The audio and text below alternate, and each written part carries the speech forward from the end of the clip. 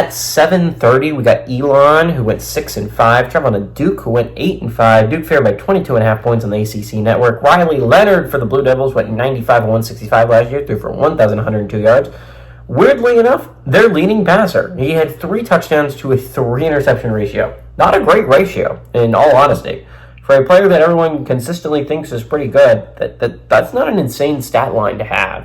Jordan Waters had 153 carries for 819 yards and 12 touchdowns, and Jordan Moore had 62 catches for 835 yards and 8 touchdowns. Now, the Duke team last year was phenomenal. Not phenomenal, but 8-4 was a really good year for Duke, and not to mention that they had some games that they could have honestly won, and a lot of their season went downhill when Riley Leonard got hurt in the Notre Dame game, right? All that being said, Duke easily could have won the Notre Dame game, and they easily could have won the UNC game. Those were games both they could have easily had, but just didn't, right? And that's the difference between 8-4 and 10-2.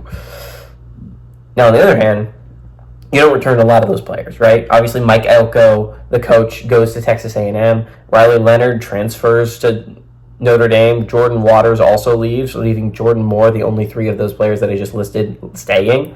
I think a lot of their season and how good they're going to be is going to rely on, number one, how good Manny Diaz can coach the defenses, right? He did a good job at Penn State, but who knows how much that is. He had good talent at Penn State.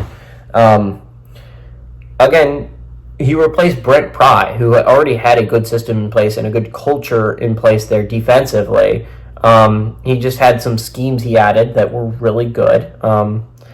But who knows how, again, he failed at Miami. He was not a good head coach at Miami, but maybe he'll be a good coach at Duke. And I think a lot of that is going to depend, number one, on Manny Diaz's coaching and how he's going to coach the defenses and how good those defenses are. And number two, how good is Malik Murphy, right? We saw him in a couple games at Texas, and it was a mix, right? He won all those games, and he played really well in some.